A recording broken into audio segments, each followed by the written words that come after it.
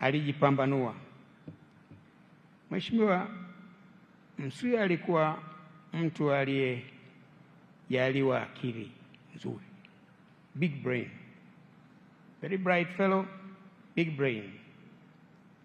Hakuwa mtaalamu wa uchumi na fedha kwa kusomea, ni social worker, lakini aliyafahamu mambo ya uchumi na fedha vizuri sana, na ndio maana alipokuwa waziri wa fedha, amewahi kuteuliwa waziri wa fedha mara 2 na Mwalimu Nyerere na mara 1 na mzee Mwinyi, lakini aliyafahamu vizuri sana mambo ya uchumi na fedha kama vile ni mchumi mbobezi. Penye nia pana njia. Kwa hili ndio la kwanza la kujifunza, kwamba ukijitahidi kujifunza utajua. Ndio funzo hilo. Na sifa hiyo ndiyo iliyomwezesha kusimamia vizuri uchumi katika vipindi vigumu sana kiuchumi nchini. Maana alikuwa waziri katika vipindi vigumu. Hakuwa waziri kama alivyo sasa Mwigulu Nchemba. Yeye alikuwa katika vipindi vigumu. La kwanza, uhaba mkubwa wa bidhaa. Madukani huwa hakuna vitu. Jawabu, foleni. Tunapata kitabu kile cha kaya.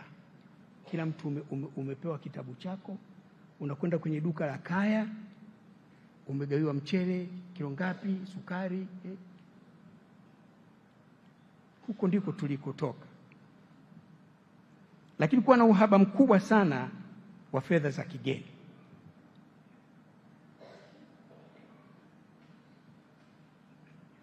Lakini kuwa na uhaba mkubwa wa fedha za kigeni kwa sababu uchumi ulikuwa umedumaa tu. The economy was not growing, and at some point ilikwenda kwenye negative growth. Lakini pia kulikuwa na changamoto kubwa za upatikanaji wa huduma za kiuchumi na kijamii: elimu, afya, maji, barabara. Kwa hiyo ndio kipindi ambacho hayo ndiyo mazingira tuliyokuwa nayo. Kwa ujumla, hali ya uchumi ilikuwa sio nzuri kwa sababu mbalimbali ambazo leo si mahali pake kuzizungumza. Mzee Msuya kama waziri wa fedha alikuwa na juhudi kubwa ya kuzuia mambo yasiharibike zaidi. Hakika alifanya kazi kubwa, kazi iliyotukuka. Alifanyaje? Na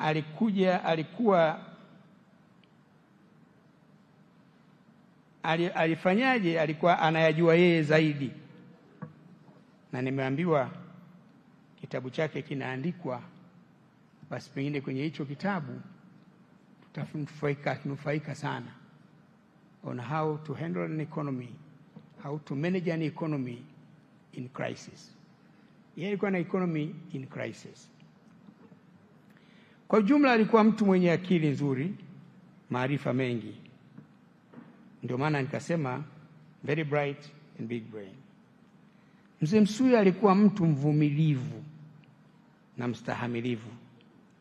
Wakati ule ulikuwa ni wa changamoto nyingi. Upande mmoja kuna lawama au manung'uniko ya wananchi kwamba hali ya maisha ni ngumu, na ni kweli. Unakumbuka wakati mmoja, kama mtakumbuka, Dr. Salim alipokuja kuwa waziri mkuu alikwenda kule kusini kule, si Tunduru kule. Watu wakawa wanavaa nguo za ile mifuko ya sulfate. Huko ndiko tulikotoka.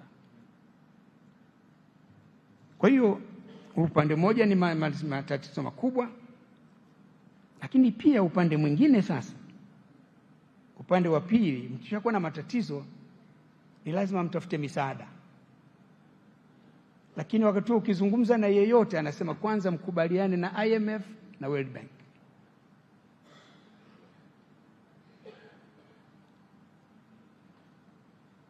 Hasa makubaliano ya IMF na World Bank wakati wa Mzee Nyerere hayakuwezekana. Na wakati ule sisi tukiwa Youth League tulipiga maandamano pale Lumumba pale.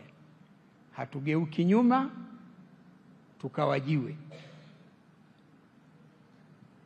Sasa ipokuja Mzee Mwinyi wamerudi tena jamaa.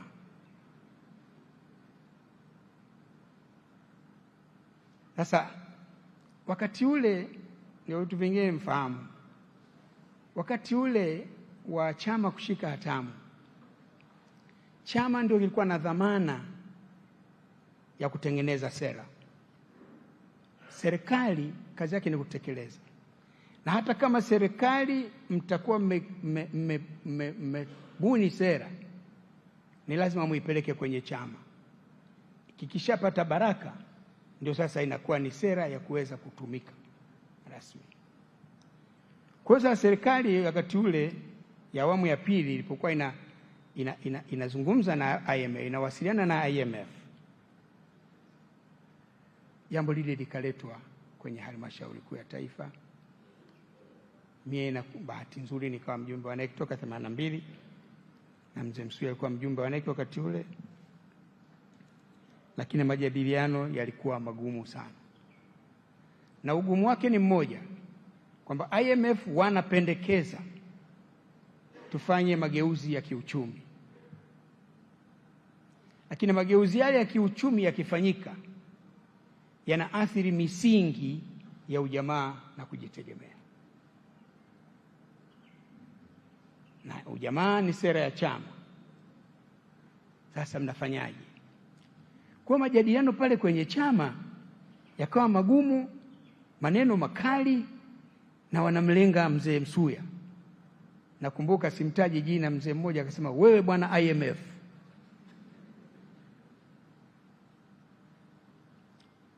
That is how tough it was. I was there. Sasa lakini kwenye serikali sasa, Mzee Msuya na Mzee Mwinyi, kubaki hivi hivi tulivyo haiwezekani, hali ni mbaya.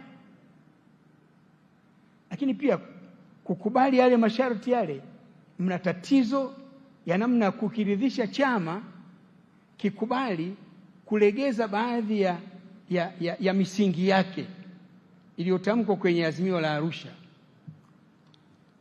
Nakumbuka siku moja baada ya vikao vingine, leo Mzee Mwinyi akasimama akasema, jamani, hali tuliyokuwa nayo ngumu. Mimi ni kama vile niko katikati na kuna mikuki miwili. Upande huu kuna mkuki, upande huu kuna mkuki.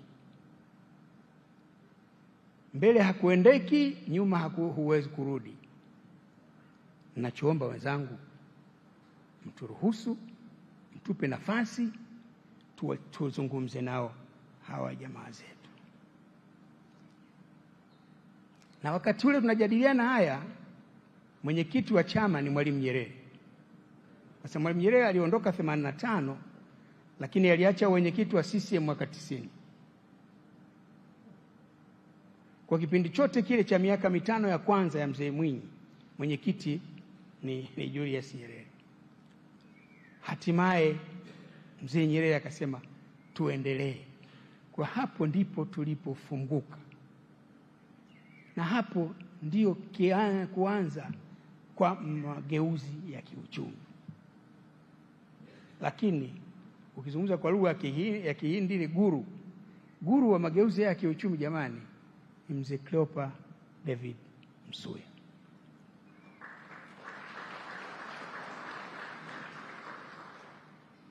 Na yamepatikana haya kwa lugha ya Kiingereza at great sacrifice aliyofanya yeye. Amejitolea. Alafu alikuwa mvumilivu sana.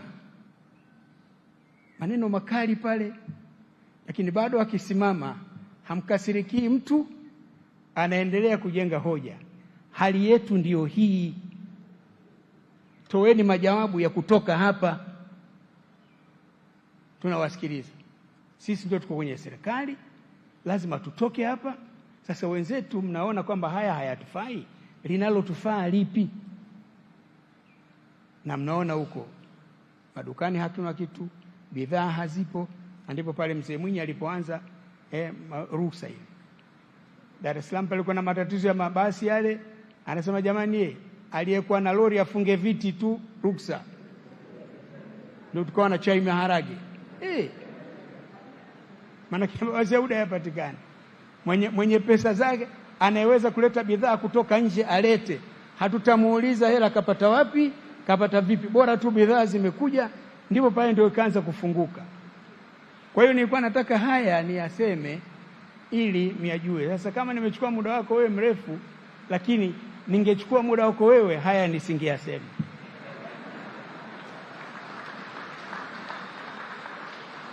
Haya nisingeyasema, na tungetoka hapa hatujanufaika na habari ya mzee Cleopa David Msuya. Mawili ya mwisho.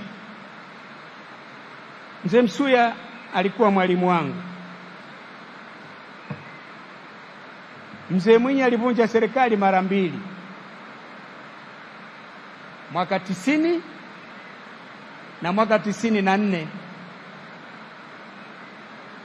Alipovunja baraza la mawaziri mwaka 94, kwanza mwezi Novemba, ilikuwa Disemba, siku moja akaniambia njoo nyumbani, asema nitafanya mabadiliko ya serikali, nitakufanya kuwa waziri wa fedha, sio sasa lakini jiandae. Alipovunja baraza la mawaziri, Mzee Malecela akaondoka kwa makamu wa rais na waziri mkuu, akamchagua Cleopa David Msuya kuwa waziri mkuu.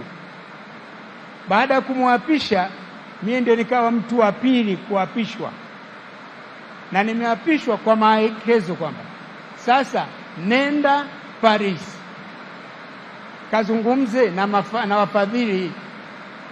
Walikuwa wameamua kuto kuisaidia Tanzania, na ugomvi wetu ni kwamba hatukusanyi mapato, kwamba wanasema nyinyi sisi tunawapeni pesa kwa kodi za watu wetu, lakini nyinyi hamkusanyi kodi. Kwa hiyo misheni ya kwanza ilinipa Mzee Mwinyi, hakikisha kwamba wafadhili wanarudi